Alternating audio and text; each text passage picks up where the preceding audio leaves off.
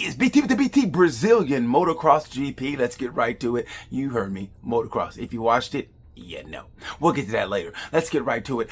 Moto 3, props, ride of the race goes to Veda Pertama. First time Indonesia has been on the podium, and they deserve it. They're mad crazy about the motorcycles, and he rides his ass off. So props to him. Look for him in the future. Hopefully we'll see him more. Maybe Moto 2, who knows? Maybe Moto GP. Heartbreak goes to David Almanza?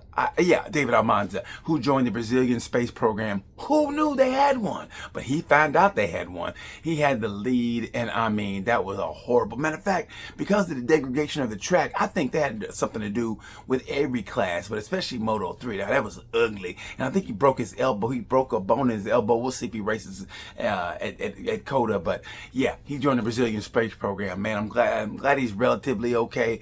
But let me tell you something.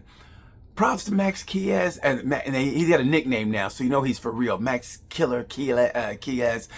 Here's the thing: his growth spurt, I think, is going to hurt him in MotoGP. In Moto 3, he's getting that growth spurt. It's kind of like a Peter Brady. You know, he's going through change.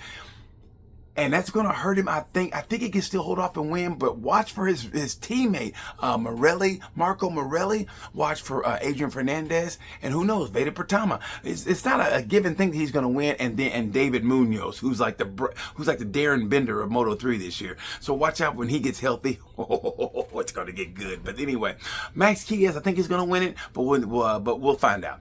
Moto 2. I thought it was a good race. You got to give it for Manuel Gonzalez. He's starting like he did last year. He's on 2 podiums.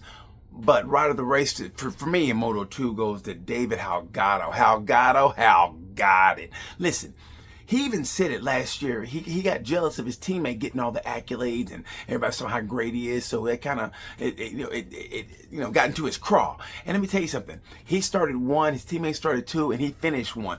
And let me tell you, that makes a big difference. Competition, it brings out the best in all of us. It either bursts pipes or it makes diamonds. And he made a pearl necklace with what he did. Holgado's a great rider. Watch for him. Supposedly he signed with KTM Tech 3, which, if that's true, who's going to leave Tech 3? Is it going to be Maverick or is it going to be Bastianini? I mean, no offense, but nobody for KTM except for Pedro, the boy wonder, little baby Jesus. It depends on who's. I'm going to say Bastianini. I got to say Bastianini. He's so up and down.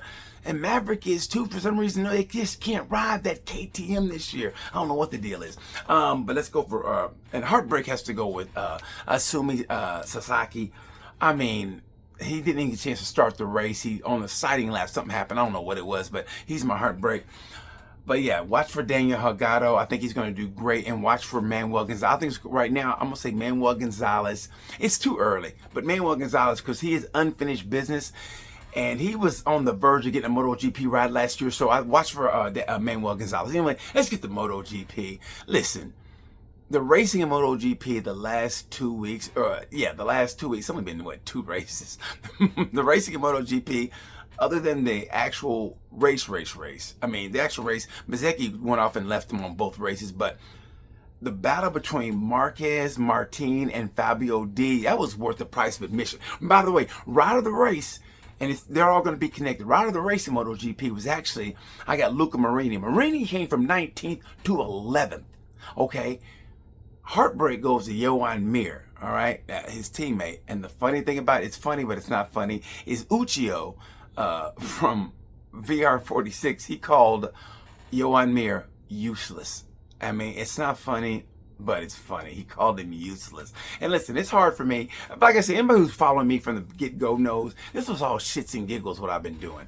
And then you see those dudes, and I don't know if they realize that, hey, I'm just joking. I mean, I respect the riders, but it's all fun and games. But for them, it's not. And man, you make a joke about maybe Mir, and you see him, and he's like, when they were going through it at Honda, and he's so, look, he needs a sandwich more than he needs a victory. And you see him, and he has to put on that good face and tell you about Honda, and you can just tell it's just killing him, and I feel bad. I mean, Alex Rins gave me a nasty look when I was in Valencia. Like, I think you heard what I was saying about him. And no offense to Alex, I was just saying in jest. I go, hey, you know, like Sideshow Bob's got another ride, and I don't think he liked what I was saying. Maybe I don't know if you heard me or not, but man, I was like, oh my god. Anyway, ride of the race, like I said, goes to Luca Marini, who's quietly a great rider, and the engineers love him because he gives them precise information about the bike. And like I said, heartbreak goes to Johan Mir, or Johan Useless Mir. Don't tell him I said that, but I think that's kind of funny. VR46s, they're vicious, man. Anyway, what you guys think of the GP? Personally, here's what I think, especially about the track degradation. How about this, Brazil? It's known for partying. How about potholes over partying? How about that? I mean, you know what? Carnival's great and all. A carnival is great. We love the party, but you can fill up those potholes. You shouldn't have a sinkhole on the front straight. I'm just saying. I know you had a torrential downpours and everything. I know things can happen. I realize that, but come on, man. You can't have a pothole on the front straightaway. I was like, is this downtown Indianapolis? Come on, guys, get your act together. Like my mom always said to me, you got one thing to do and you couldn't even do that. I thought, other than that, I thought the GP was great. I love the way they painted the track and when the Brazilian colors and the crowd, over 160,000 came back after 20 years. I thought that was great, but come on, man, get a better track. You take that away, and I thought it was a good GP, but man, I mean, you should have seen the memes. I've been posting a lot of memes about the Brazilian GP. I just want them to have, like I said, a better track. Let me tell you something. If you get Diego Moreira, I think he's going to be a great rider. And remember, they talked about his praises when he was in Moto 3. I think he's going to get it, because when it comes to the flat track, I think he won the race at Valles Ranch this year. I think he won. So watch out for Diego Moreira. But if he and David Alonso do great, we get that South American market. If we can get at least 2 races in South America alone and then have COTA, we could be into something. And hopefully, I like to see Mexico do something, man. There's got to be a racetrack in Mexico. I would have the Formula One track, but I don't think that when they come to the stadium section, I think that's not going to work for MotoGP. That's just too damn dangerous. But anyway, I give the actual racing there a B+. I really do. I thought it was great racing. If it wasn't for the actual lead in Moto 3, the actual lead was good, especially toward the end where Max Quiles almost got. In Moto 2, it was for the podium position, and in Moto GP, it was for the podium position. I thought the sprint race was great. Listen, I've always said this, and I mean this. As much as I love Mark, and I love all of them. I really do. I say I love all of them, but when Mark gets beat, I get in a bad mood. And I just think, personally, that when Mark starts to get beat, it's like watching Ali when he started getting beat by, like, remember Larry Holmes beat his ass and everybody, and it's hard to watch. And I know Mark is hurt and the bike ain't what it is, and you know, it's just hard to watch, but you know, he puts up a great fight against DG. I thought it was great. He kind of blamed the track a little. He didn't really blame the track, but he said he almost lost the front. But DG put up a great fight. He really, if Fabio D can remain consistent, he might be the second best. I still think Alex, this is early, but Fabio D, he's never been consistent. If he stays consistent and puts together a year like Alex Marquez put together, he might be into something. I still think Mark is the greatest rider. But Mark posed this question, is like, when you're that good, is he really hampering Ducati being that good? Because it's like Roy Jones. If you remember, Roy Jones was a boxer, right? He didn't really have great basics. I mean, the fundamentals, because he was so good, he could have his hands down. And then when he got older and he couldn't move as well, he was a cuckoo for Cocoa Puffs, like, boom, check, please. You know, and that might be the same with Ducati. Mark is so good, he can override problems. I mean, because where's Pecco been? I mean, Pecco's been nowhere, not on milk cartons. FBI hadn't heard of him. I mean, I heard he was going to be on Unsolved Mysteries, but who knows?